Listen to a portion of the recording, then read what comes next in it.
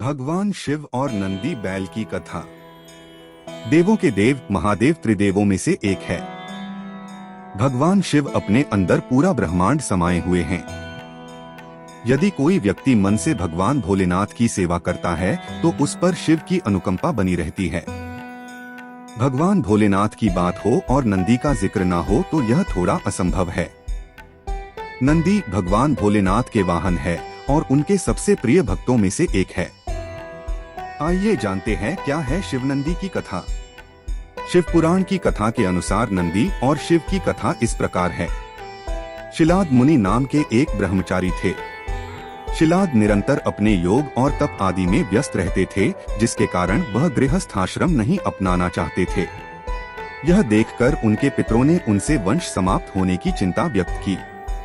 इस कारण उन्होंने संतान प्राप्ति के लिए इंद्रदेव से प्रार्थना की।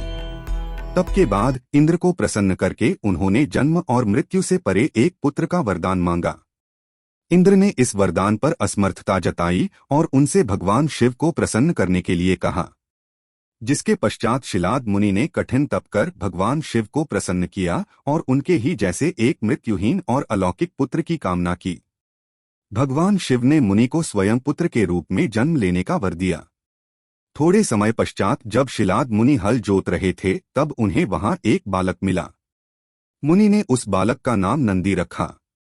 जब वह बालक बड़ा हुआ तो उनके आश्रम में मित्र और वरुण नामक दो मुनि आए। नंदी ने इन दोनों मुनियों की खूब सेवा की।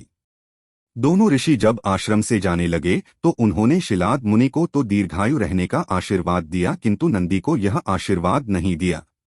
जब शिलाद मुनि ने इस संदर्भ में मुनिवरों से पूछा तो उन्होंने कहा कि हम यह आशीर्वाद नहीं दे सकते क्योंकि तुम्हारा पुत्र अल्पायु है।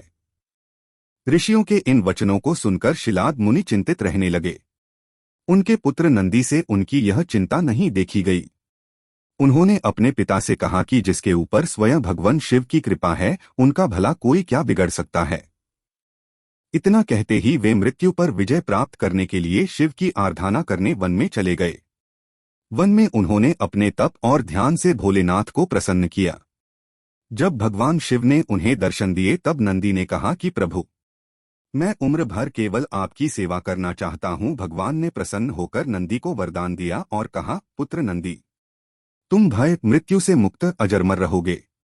मेरी कृपा से तुम्हें जरा जन्म और मृत्यु किसी का भी भय नहीं होगा। भगवान शिव ने उन्हें एक बैल का मुख दिया। उसके बाद नंदी न सिर्फ शिव के वाहन बल्कि उनके सर्वश्रेष्ठ गणों में से एक के रूप में पहचाने जाने लगे। भगवान शिव के प्रति नंदी के इस भक्ति और समर्पण के कारण आज कलयुग में भी हर शिव मंदिर में भगवान शिव के साथ नंदी हमेशा विराजमान होते हैं। माना जाता ही कि यदि आप अपनी मनोकामना नंदी के कान में बोलते हैं तो वह भगवान शिव सबसे शीघ्र सुनते हैं।